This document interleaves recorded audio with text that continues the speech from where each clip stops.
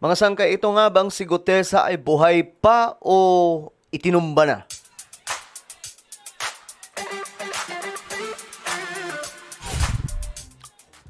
Okay guys, pag-usapan lamang po natin mga sangkay itong si Gutesa kasi nagiging usap-usapan ngayon kung nasaan na po siya.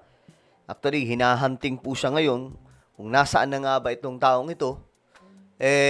Ngayon tumitindi ang paghahanap sa kanya kasi pati po yung mga general gumagawa na po ng aksyon ngayon. Nahanapin, hagilapin ang taong ito. Ang tanong, buhay pa ba, mga sangkay? Anyway, bago tayo magtuloy-tuloy, sa mga hindi pa po dyan nakakapag-subscribe, tayo po ay 1.58 million subscribers na. Kaya naman kung gusto nyong mapabilang sa dumaraming mga solid sangkay, makikita nyo po yung subscribe button sa baba ng video na to. I-click nyo lamang po yung subscribe, i-click ang bell, at i-click nyo po yung all. Sa mga nanonood po sa Facebook, mga nanonood dyan sa Facebook, hello guys, what's up? I-follow nyo po yung ating Facebook page, alright? Ngayon, ito na mga sangkay, pag-usapan po natin. Ang tanong kasi dito, nasaan na po itong si Gutesa? Lumantad po ito siya, mga sangkay, na bit-bit ng ang nagpalantad nito sila sila Marcoleta, di ba? Ito po yung parang surprise witness, mga sangkay, sa flood control, corruption. Na ang tinuturo nga po, mga sangkay, itong si dating Speaker Romualdez at siyempre itong si Zaldico na nagdadala daw po ng milyong-milyong pera, mga sangkay, sa mga kabahayan o mga mansyon nila. Kaya nga lang, may sabit. Nabisto na ang kanyang sinumpaang salaysay, pineke yung perma ng isang abogado. Yung notaryo, mga sangkay, ay pineke. Ngayon, hinahanap na po siya. Hinahanap kasi masyado pong palaisipan yung kanyang mga salaysay na tila baga tinuturuan na lamang po ni Marcoleta. May mga time, mga sangkay, na lumapit pa po mismo si Marcoleta doon para puturuan siya, sabihin siya na, teka lang, nilalaktawan mo tong pahinang to eh. Di ba? So, ngayon, hinahanap na po siya, mga sangkay, kasi after nun, after ma-booking lahat ng mga salaysay niya na mukhang kalokohan lang, ayun na, nawala na po na parang bula. Ngayon, mga sangkay, nagsalita po itong si Defensor na ayon po sa kanya, nandun daw po sa Marines. Kinupkup daw po, mga sangkay, itong si Gutesa. Ang tanong, totoo kaya, mga sangkay? May nagsalita, ito, isa sa mga naging opisyal ito ng kasundaluhan. Ngayon kasi, mga sangkay, nabuking, nawala naman pala doon. Yung Navy mismo ay nagsalita at sinabi nila na kalukuhan yung sinasabi nila Marcoleta na naroon si Gutesa dahil nga matagal na po siyang nag-retire. So, hindi na po nila kargo itong si Gutesa. So, ang tanong, nasaan na po ito siya ngayon? Buhay pa ba, mga sangkay? Eto, pakinggan po natin si Kerubin, kung saan may mga isiniwalat po dito. Sinasabi ni Captain Marisa Martinez na kapag, ang sabi niya po is when you are retired and not in active service, hindi ka na authorized pumasok sa kampo. No, hindi naman, pwede ka pa rin pumasok. Pwede, sorry, okay. Yeah, pero kung sasabihin na nakatira ka ron o titira ka ron or somebody will take custody of you, then that is not really true kasi you're no longer with the active service. Is it not possible, Colonel Ariel, na meron po siyang posibleng kaibigan na nangamba para sa kanyang buhay, kaya't kinupkup siya at let him stay there in the compound? Would that be possible? Wala naman kasi ron eh.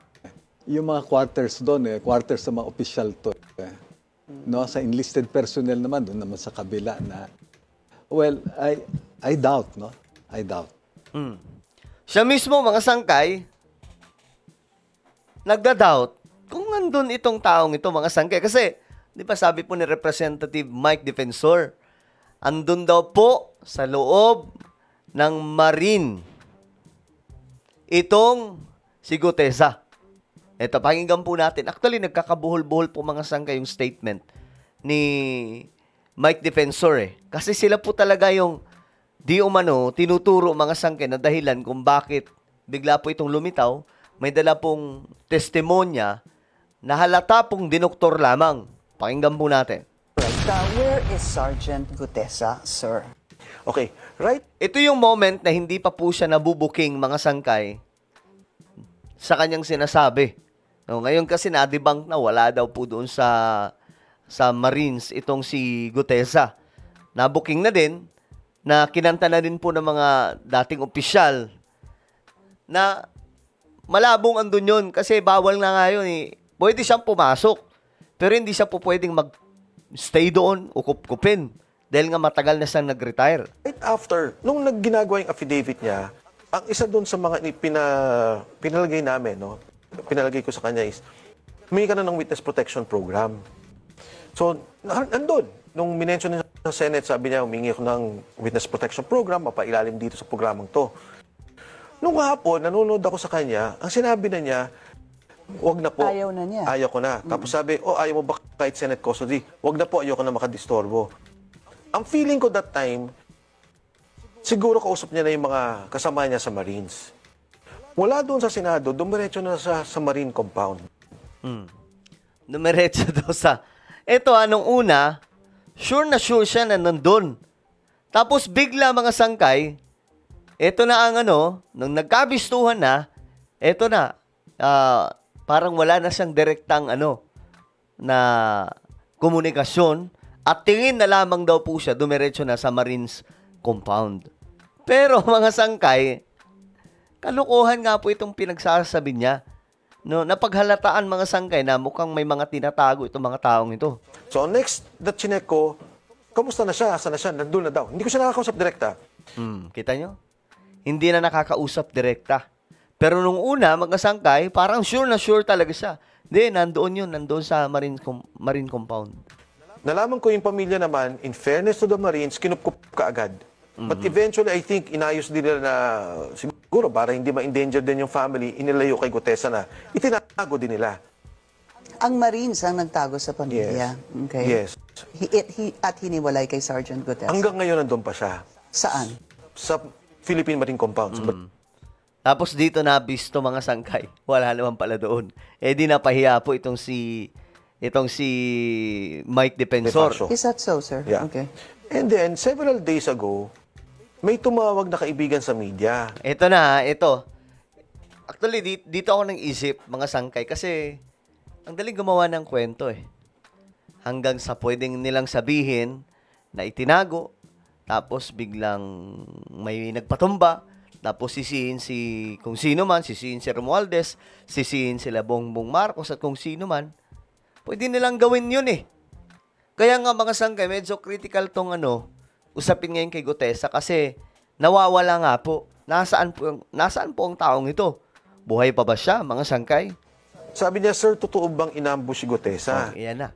Iyan na yung kwento. So, ako naman nabigla, tinawagan ko. Sabi ko, anong to? Sino pong tinawagan niyo? Si Gutesa? Yung media. Sabi ko, saan ang galing to? Then he mentioned a governor's name. Galing kay governor ganito po.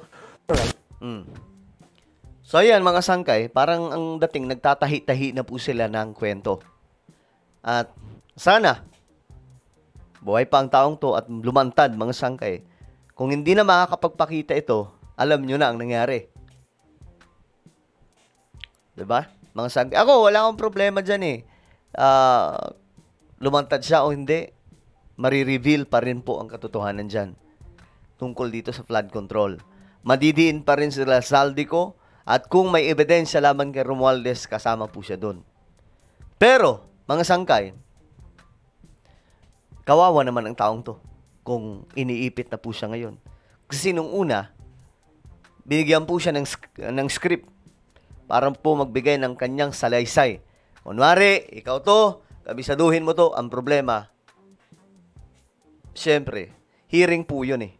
May mga magtatanong doon na talagang mga critical na tanong. Kapag nagkamali ka doon, siguro kinabahan, mga sangkay. Kapag ka kinabahan ka at hindi sa'yo yung salaysay, magkakabuhol-buhol at maliligaw ka talaga. Kaya nga po, di ba, nagagalit na si Marcoleta, basahin mo to! Di ba? Mga sangkay. So, ang tanong ngayon, buhay pa ba si Gutesa? O pinatumba na? Or, tinago? Well, ano pa ang inyong opinion? Comment down below. Kasi, alam niyo guys, pwedeng palabasin yun ha. Pwedeng palabasin na kunwari, si Gutesa, kita niyo yung word nila? Tinambangan na daw, mga sangkay. Tinambangan. Pwedeng gawin yun eh. Drama lang, kunwari, para hindi na daw makapagsalita. Diba? Grabe itong ginagawa nila. Well, ano po ang inyong opinion? Comment down below. Meron po tayong YouTube channel, Sangkay Revelation. Hanapin nyo po ito sa YouTube. Kapag nakita nyo na, i-click nyo po yung subscribe, i-click ang bell, at i-click nyo po yung all. Alright? Grabe, no? So, sana, buhay pa po. Kasi, kawawa naman yung taong yun, mga sangkay. At kung buhay pa siya, kapag lumantad siya, ilaglag na po niya ang dapat ilaglag. Sino ang nagpadala sa kanya doon? Sa hearing? Ano bang pinilit ba siya? Ano bang nangyari? Diba? Alright, ako na po ay magpapaalam. Mag-ingat pong lahat. God bless everyone.